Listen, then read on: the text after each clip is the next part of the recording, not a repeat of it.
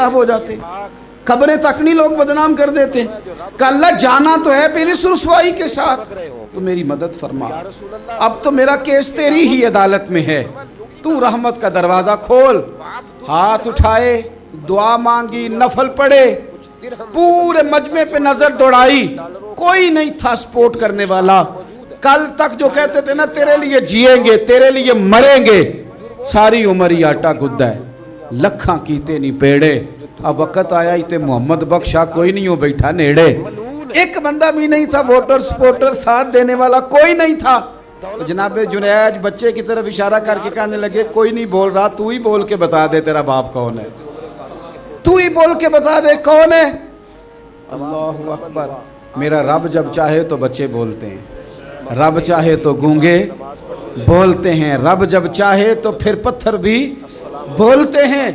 جب کہا نا تو ہی بتا تو بچہ بولا، اور بول کے کہنے لگا میرا باپ جریج نہیں، میرا تو وہ ہے جو بکریاں چرانے والا ہے، وہ میرا باپ۔ جب رب کریم نے توفیق دی تو بچہ بول پڑا۔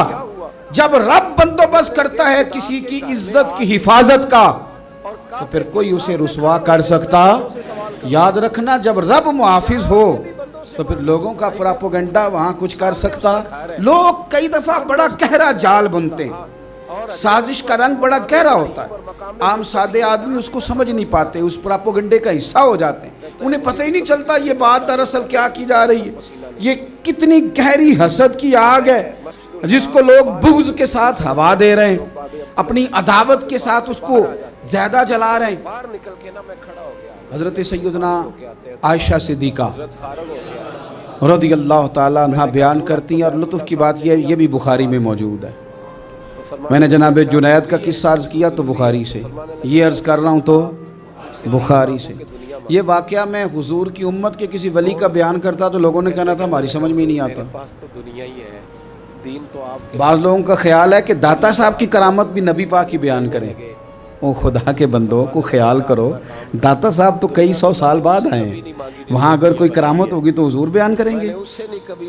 اگر نبی کریم نے پچھلے بنی اسرائیل کے ولیوں کی کرامتیں بیان کر کے تمہیں بتائی ہیں تو اس کا معنی یہ ہے کہ اگر وہاں اللہ یہ شان عطا کر سکتا ہے تو تم تو امتوں کی سردار امت ہو، ان پر تو نیرا فضل ہے، تم پر تو رب کا فضل کبیر ہے۔ تو بس لوگ سمجھنے کو تیار نہیں، پچھلوں کی مان لیتے ہیں۔ جناب آصف بن برخیہ کی کرامت جو سورہ نمل میں آئی وہ تو مانیں گے، پر غوث پاک کی کرامت یہ پتہ نہیں عجیب فلسفہ ہے، اور کس طرح کا فلسفہ ہے یہ سمجھ سے بالاتر ہے کہ بنی اسرائیل کا کوئی ولی ہو تو اس کی کرامت ہو سکتی ہے، اور نبی پاک کی امت کا ہو تو اس کی ہو ہی نہیں سکتی۔ کیا معنی ہے اس بات کا؟ اور لوگ ہیں کہ داد و تحسین دے رہے ہیں، واہ واہ کر رہے ہیں۔ اللہ تعالیٰ سمجھنے کی توفیق عطا فرمائے۔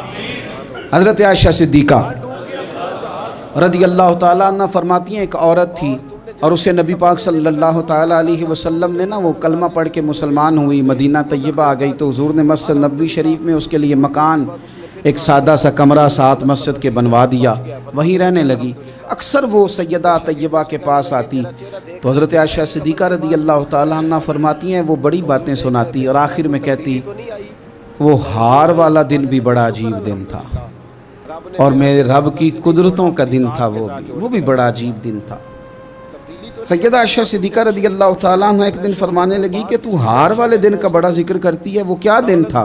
تو خاتون کہنے لگی اماں جی وہ دن تھا جب میرے رب پر بھروسہ اور مضبوط ہو گیا، جس دن میرا اپنے رب پر توکل اور بڑھا، میرے ایمان میں یقین میں اور پختگی آئی۔ کہنے لگی میں ایک گھر کی کنیز تھی، نوکرانی تھی، اس گھر میں ایک بچی تھی جس کے پاس سونے چاندی ہیرے جواہرات کا ہار تھا۔ اس زمانے میں نا چمڑے کے اوپر لوگ ہیرے جواہرات لگاتے تھے، کئی دفعہ سرخ رنگ کے چمڑے پہ لگائے جاتے تھے، وہ بچی پہنتی تھی۔ تو کہتی ہوں بچی کے اس نے اتار کے رکھا یا اس سے گرا وہ ہار تو چیل اسے اٹھا کے لے گئی، گوشت سمجھ کے، اور میرے سامنے اٹھا کے لے گئی۔ گھر والوں نے مجھ سے پوچھا، یہ بخاری میں موجود ہے، گھر والوں نے پوچھا مجھ سے کہ وہ ہار کہاں ہے، تو میں نے کہا چیل اٹھا کے لے گئی۔ گھر میں کچھ چوری ہو جائے تو سب سے پہلا الزام کس پہ لگتا ہے؟ ملازمین پہ۔ کہتے انہوں نے مجھے بڑا مارا، بڑی تکلیف تھی، حتیٰ کہ میری شرمگاہ تک کی تلاشی، میری عزت اتنی خراب کی میں بتا نہیں سکتی۔ میں نے اپنی زندگی میں ایک واقعہ دیکھا، ایک امیر گھر میں چوری ہو گئی، ملازم کو اتنا مارا کہ وہ چارپائی پہ پڑ گیا، پولیس والوں سے اتنی مار پروائی گئی کہ وہ بیچارہ چارپائی پہ پڑ گیا، اور پھر وہ اتنا بیمار ہوا اور کچھ دنوں کے بعد پتہ چل گیا کہ چور تو اپنا بیٹا ہے ان کا، پھر اس کا انتقال ہو گیا۔ اب وہ سیٹھ صاحب اور گھر والے آ کے مرنے والے کے کان میں معافی مانگ رہے ہیں، کان میں۔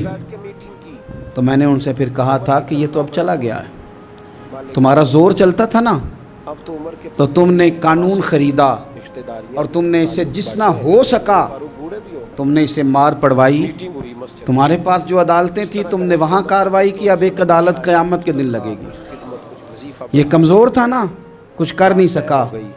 میرے نبی پاک صلی اللہ علیہ وسلم نے فرمایا، سن لو، اگر سینگ والی بکری نے بغیر سینگ والی بکری کو تکلیف دی ہوگی نا تو قیامت کے دن اسے بھی بدلہ دینا پڑے گا، کہ تیرے پاس سینگ تھے اور تو نے اسے مارا تھا۔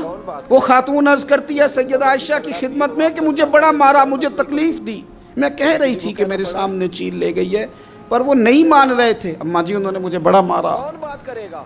حضرت عائشہ صدیقہ کہتی ہیں پھر کیا ہوا؟ کہنے لگی اماں جی جب کوئی میرا مددگار نہ رہا، مجھے تکلیف دے رہے تھے، رسوا کر رہے تھے، تو میں نے اپنے رب سے مدد چاہی، میرے رب کی طرف میں نے توجہ کی، میں نے کہا مالک اب تو ہی میرا مددگار ہے۔